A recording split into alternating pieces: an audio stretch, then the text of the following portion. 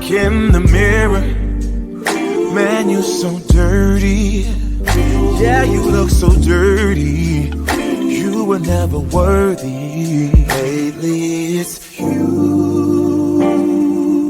Welcome to the Jeremy Hill Show. If you're easily triggered, leave now because this is not the show for you.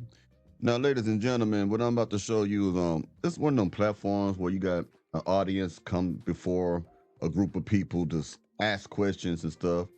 This particular show, I don't really like that much because they usually say a lot of sucker shit. But every now and then they may say something that's kind of close to what's being right. I think it's called Tonight's Conversation or some shit like that. I'm not really a fan of it. But I'm going to show you a clip where this gentleman made some kind of good points. I ain't hating. I'm just being real. So let me go ahead and put it on the screen. Y'all tell me what y'all think about it, of course. 1 second, y'all. Give me a moment. Boom. Okay. Like I always say, let's get it. Nowadays have to initiate dates, show their value to a man's life in the dating stage. Now, I want you to know what the question was that this lady asked before we continue. She wants to know, why is it that a woman has to bring value to a man's life? Why have the gender roles changed? Why men are not approaching women? And why are women having to make the plans? Okay, when it comes to dating. And we're going to break this down. Let's start from the beginning. Let's go. Nowadays have to initiate dates, show their value to a man's life in the dating stage rather than a man pursuing nowadays. Like when it comes to like so-called high demand or high value men. Fuck. Okay, can we just eliminate that last part? Because Yes. I hate that shit. Okay. Can we eliminate the high value part? Yes, and can I just have a real nigga moment with you real quick? Yes. All right. We have to be honest, bro. Times have changed. And this is not knocking traditional people. This is not knocking modern people. We just got to be honest about where we at.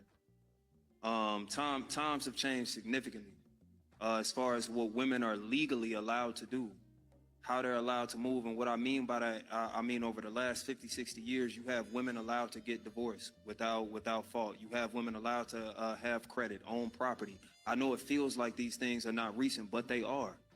And when these things follow, society actually changes because people are allowed to move different. He is 100% correct on that right there. The feminism movement was just a movement of empowering women financially. Now, the more power that these women got, the more disrespectful they became to men. The less they didn't see value in the men like they used to once they received all the power to do certain things. Thanks to Ronald Reagan, when he created no-fault divorce in the 70s, I believe, it gave women the power to leave a man, her husband that is, at the drop of a dime. There was no need to prove adultery or abuse. It could just be raining too hard outside and the lady could leave legally, okay? Now, women have a lot of equal rights, but they don't do equal work. I know they say equal work, equal pay for equal work, but they don't. Like I've said before, I used to do a little bit of welding.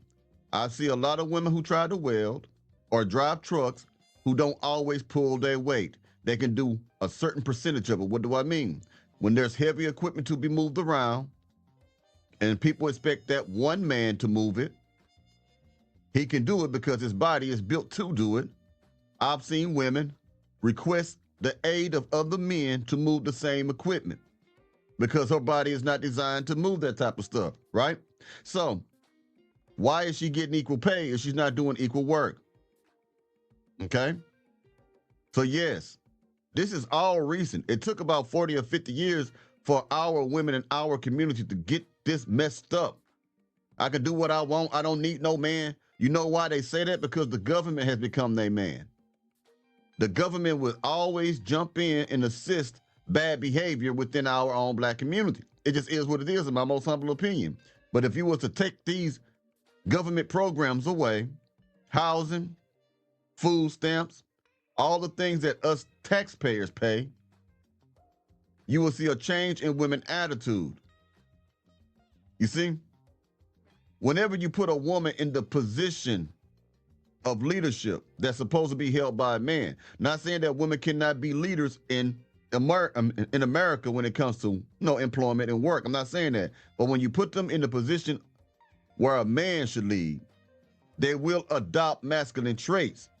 And they not only view you, gentlemen, they will view you in a lower way, but they're going to become corrupted with power.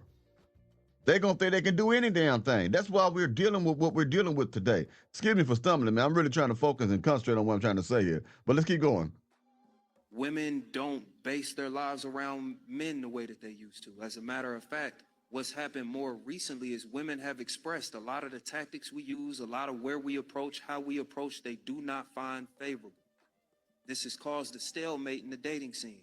Most niggas don't know what to do anymore. I disagree with that. Part of it I do agree with. Women do not center their lives around men anymore. I agree with that. Yeah, that's that whole I'm an independent bride. But the same women who are saying they are independent are crying and screaming for a man. And it's funny how these women are so independent, but they keep getting pregnant. They don't need no man, but they got thousands of kids, thousands of non-marital births, but they independent. Okay, now when he said dudes don't know what to do, that may be the case to an extent for some men out there, not for other men. All you have to do is know your own value, have your own standards, and if a woman cannot meet that, you ditch her. Now either you smash and dash, or you leave her totally alone. You get what I'm saying? You got to learn how to see choosing signals. You got to know how to do all these things. You got to learn and develop this stuff, man. You got to. Let's keep going. So if we're being honest about what has to happen, unfortunately for some of the women, because I know some of y'all rather mop up a fucking beach than initiate something with a man, some of y'all gonna have to shoot. Yes, it's hard, shorty. We gotta go through it every fucking time. The rejection that come with it, the having to know the timing, having to be able to read the room. Is she really feeling me or is she just being nice? Yes, the shit is hard. Welcome. Excuse me. It's not that hard, y'all. Suckers think it's hard because they don't know what they're doing. And some people are just, some of them are just suckers and simps, and some people genuinely, innocently don't know what to do. So I ain't gonna want to talk bad about everybody on that, but you got to learn the signals, man. And also, if you're a gentleman who keeps going through rejection, you got to switch up your game, okay? I don't do that cold approaching stuff. You don't get better by approaching women and getting rejected all the time. That whole shit about, it's a numbers game. That's for suckers. You don't improve your game by getting rejected consistently. The best way to improve your game is to get a woman who is interested in you, who wants to be with you, and then you don't talk yourself out of the panties. See, you can get a woman who is interested in you and cause her to lose interest at the same time. The way you strengthen your game is maintaining that interest. I ain't saying jump through hoops and be a simp, but maintaining that interest. That's how you strengthen your game, because you start to see, okay, this is the behavior that I have to portray or display, even if it's not even real, to get what I want. I'm not saying lie. I don't believe in lying to a bride, believe it or not. I don't believe in lying. I think that's dirty macking and shit like that, where you got to pretend to be somebody else and shit like that. When I'm saying, if you're a smooth cat and you need to show that you're smooth, and do that. Don't be a lame dude and then try to pretend that you're smooth when you're not, because it's going to show. You get what I'm trying to say? So that's what I mean right there. Yeah. Now, of course, if you get tired of the bride, hit it a few times and move around, that's cool too. If that's what you're going to do. It doesn't mean that you're lame and stuff now because you do that. You know what I mean? You say, this is not you talking yourself out the panty, just like, hey, I had enough, I'm going about my business. That's all it is. But let's keep going, man. Sorry about the little rant. We've been here a while. I'm not trying to say this like no bitter nigga. I'm not saying this like a funny acting nigga. But the fight for equality, it actually does change things, man. It really does. And I've said this on this podcast 1,000 times. We are all in new territory. And it's strange for a lot of motherfuckers, especially like older folks who getting back in the dating world, leaving relationships. Hey, cuz, what was going on in the early 2000s? When you met your last man, when we was still doing the neo-soul shit and Dwele and Erykah Badu and all of them was singing about love, the R&B artists not singing like that no more. Nigga, the famous R&B artists are all hurt and bitter. I don't know what's going on outside either. And he's right. The influences are different. The R&B singers are not singing about love. They're talking about, really singing about fucking and going behind people's back. And they're not even singing about how to get back together. The atmosphere is different. But again, this is what happens when you demand to be equal as a woman. When you want to be able to do the same things that a man can do, it changes the entire dating scene. You're not humble anymore. You're egotistical. You can't be told nothing. So what happens is when you get a good man who comes into your life, you reject him. Unknowingly sometimes. You want a good man, but your attitude and your reluctance to follow his leadership self-sabotages the relationship. All because you fought for equality. You'd rather be equal than protected by a man. You'd rather be equal than provided for by a man. You'd rather be equal than being led by a man.